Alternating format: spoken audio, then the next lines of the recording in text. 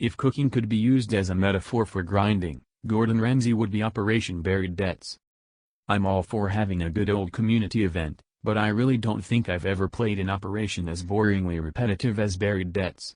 I'm not that old of a Warframe player, but even I know of the stories of the practically monthly released events and operations, each bringing brand new shit to do. Fast forward to today, and the waiting period between events such as these has only increased. Yes, I know that we don't get as many operations to play as we used to because DE is busy working on other content, but that doesn't mean that the less frequently released operations should drop off in quality.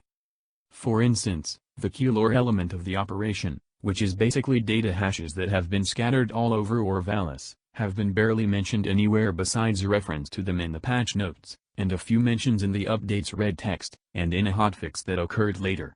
And before you say it, yes, I know that DE gave puzzle fragments to partners, including me, to give out to the community to solve, which would serve as a clue for the data hash locations.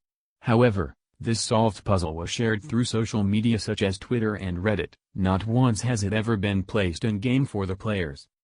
How are the players supposed to know about or even get an idea of where the data hashes are without looking at Twitter or Reddit? Nothing, not even something as little as a message from the Solaris gives the players any indication that data hashes are a thing. Yeah, I get it. The point of scattering the data hashes is to have the players find them for later usage in the operation. However, given that this is literally the driving factor of this operation's story, quote-unquote, how in the flying fuck are the players supposed to find them in the first place if they don't have any idea that a map was made, let alone even know that the data hashes were added to the game?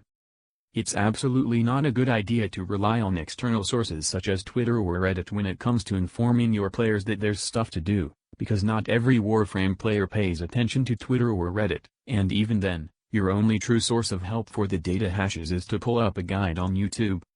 I know that Warframe is already a game that doesn't always do a good job of explaining things, but if you're forced to tab out of the game just to understand what the fuck you're supposed to do in a community-based event, that's just bad design. After all that, what do you get for finding all the data hashes? Nothing, apart from a window that forces you to wait on everyone else to reach the same point as you. And here lies the next problem. This entire operation was made with the thought that the community has nothing but time to burn. Look, I know that all of us are 26 million registered losers. But again, not every person who plays this game looks at Twitter and Reddit and YouTube 24/7. By not just telling the players outright that there's things to find right now, you're alienating those who don't look at external Warframe-related sources as much as everyone else. Because not everyone is aware that these data hashes exist, the rate at which the data hashes are found is lower than it should be, and that results in absurdly low community progression.